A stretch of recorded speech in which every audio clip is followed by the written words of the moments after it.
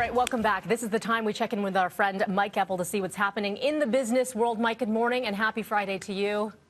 Oh, thank you, Melanie. Happy Friday. Good morning. Good to see you. Good to see you as well. I know Happy Friday takes on a bit of a different meaning in this climate that we are in, but happy-ish on the markets. This is a good indicator, a good sign at least. Maybe. Okay. That's the best I can give you, because we have seen over the past 3 days just this massive upswing for stocks. And some of the pros are saying, well, maybe Monday was the bottom, whereas the counterpoint would be that this is just a bit of a mirage in what is an ongoing volatile situation for the global markets, because we just don't know yet how much of a hit the economy globally is going to have. We have projections, of course, but no definitive answers, no specific economic results to base any calculations on. This week, we have seen the TSX advance 19% from the low on Monday, a three-day rally. The Dow has surged 21%, its biggest three-day advance since the early 1930s.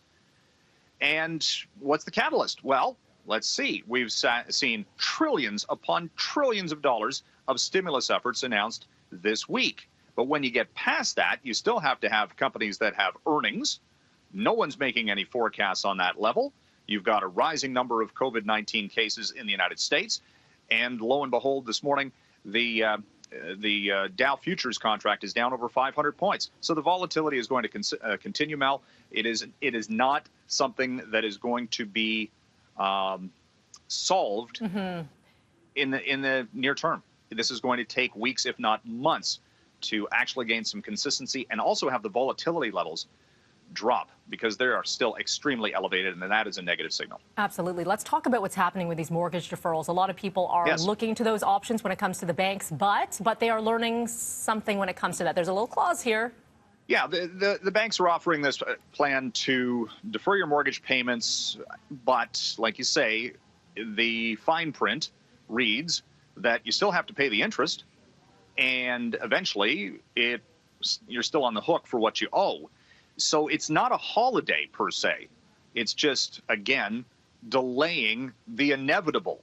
And there's been something like 200,000 requests to the banks. That's if you can get through, because, of course, the phone lines and video chats or online chats are jammed, so you have to wait.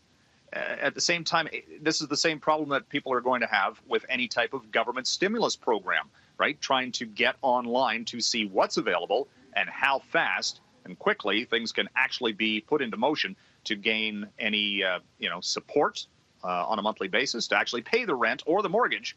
It's the workings trying to get this going. That's the big challenge. You can have all these announcements, but at the same time, it's difficult to actually, and frustrating, to get things going. Such trying times. I want to get to oil prices as well. Yes. And where they stand. Yeah. My goodness, what we saw yesterday was the price for Canadian oil at its lowest level in history, below $7 a barrel, U.S. It costs more now to ship a barrel of oil than it does to buy it from the Canadian producers. So what does that mean? It's demand destruction. It is going to lead to massive layoffs expected that have already, into some cases, been announced in the Canadian energy sector. It is a huge hit to the Canadian economy. And I was thinking earlier this week that we saw, below 60 cents a liter for gas. That may have not been the lows if this trend continues. Mike, finally for you, an interesting one coming out of Walmart. They are seeing a massive increase online. People want to invest in the beautiful tops. Yes, a lot of people are teleconferencing, Skyping like you. Something interesting, but not so much the bottoms. No, nobody's buying pants.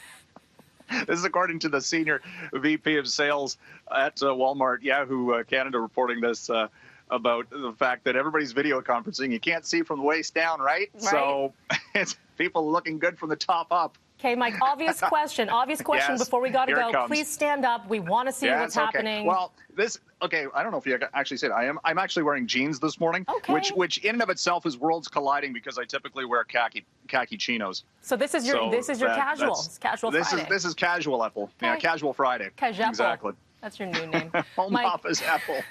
Thanks for your time today. Appreciate it. Leave it with a laugh. Thanks, Mel. Have a good weekend.